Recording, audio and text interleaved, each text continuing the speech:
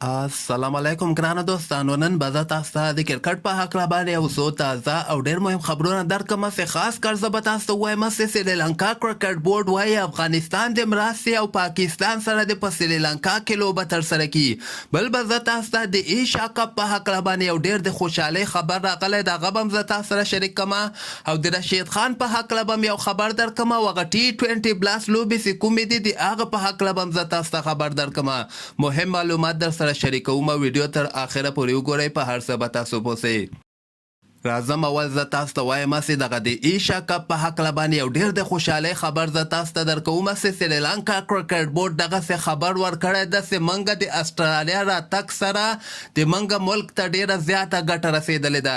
دوی دغسې خبر ورکوي چې موږ 2.5 میلیونه ډالر یعنې دغه سیریز نه ګټه ترلاسه کړې ده. که چېرته وایي اسټرالیا د موږ ملک ته نه و راغلی نو موږ ډېر سخت بحران سره مخامخ کېدلی سولو او دغسې موږ بیا نسو کولی چې ایشیا کپ هوسټینګ په سریلانکا کې ترسره کړی و. خو اسټرالیا کرکټ بورډ نه یې مننه هم کړې ده چې ټیم یې موږ ته سریلانکا ته راولېږه او که خیر موږ به ایشیا کپ پوره کوشش کوو په سریلانکا کې ترسره کړو. دوی دغسې خبر ورکوي چې دغه د اسټرالیا سیریز چې څنګه ختم سي که خیر موږ به بیا سریلانکا پریمیر لیګ هم اوسي او هغې نه وروسته به بیا ایشیا کپ په کامیابۍ سره په سریلانکا کې ترسره سي. نه تنها دغه خبرې ورکړی ده بل هغه یې ویلي دي چې پاکستان د مرستې په سریلانکا کې د سریلانکا سره ولوبېږي. اصل کې پاکستان هم دغه 2 ټیسټ لوبې او 350 اوریزې لوبې په سریلانکا سره ترسره کېدونکې وي. دوی مخکې ویلې چې دا به په دوبۍ کې ترسره سي، خو اوس سریلانکا نه وایي دغه خبر ورکړی ده چې موږ د اسټرالیا سیریز نه ډېره زیاته ګټه ترلاسه کړې ده او همدغسې د پاکستان سیریز نه او ایشیا کپ نه به موږ بیخي زیاته ګټه ترلاسه کړو. په هر قیمت باندې به ایشیا کپ موږ په سریلانکا کې ترسره کوو.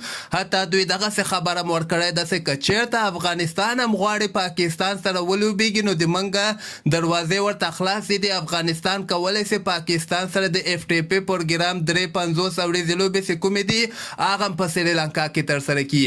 نو دغلته اوس افغانستان باید پوره کوشش وکړي پاکستان سره دغه 350 اوریزې لوبې د FTP پروګرام لوبې وکړي او دغه به که خیر دوبۍ کې که چېرته پاکستان وایي دوبۍ کې ګرمي ده نو سریلانکا ورته تیار دي چې دغه لوبې هم په سریلانکا کې ترسره سي. نو دغه یو ډېر د خوشحالۍ خبر ده که خیر دغه کال ته سریلانکا هم جدي ده چې ایشیا کپ ترسره سي. پاکستان او همدغسې هندوستان هم جدي دي چې موږ باید دغه کال ته یعنې ایشیا کپ حتما وکړو. نو سریلانکا نه چې کوم نوی خبر نن راغلی ده پوره امیدواره دي. دوی وایي چې موږ به پوره کوشش کوو چې ایشیا کپ په سریلانکا کې ترسره سي او دغه بنګلادیش یا کوم بل ځای کې دوبۍ کې بیخي به موږ نه غواړو چې دغه ایشیا کپ په دوبۍ کې ترسره سي. بل به زه تاسو ته د افغانستان رشید خان په هکله باندې یو خبر درکړم چې رشید خان نه وایي دغسې خبر ورکړی ده چې ما ډېره زیاته مسافري وکړله. IPL کې مو لوبېدلم، هغې نه مخکې پاکستان سوپر لیګ کې مو لوبېدلم، دې نه مخکې د مختلف لیګونو کې ولوبېدلم. نو هغې نه وروسته به زه دوبۍ ته تلم یعنې خپل وطن ته هېڅکله هم نه تللی. فامیل مې دغه 3 کاله کېږي نه ده کتلی. نو دغسې پلان مې نیولی ده چې جولایي میاشته چې کومه ده دغه راتلونکې میاشتې کې زه افغانستان ته لاړ شم او هلته خپل فامیل سره وګورم. دې نه علاوه به زه تاسو ته دغه T20 بلاست لوبې په هکله به م یو خبر درکړم چې T20 بلاست لوبې دغه یو هفتې آرام نه وروسته که خیر سبا ته دوباره پیلېږي.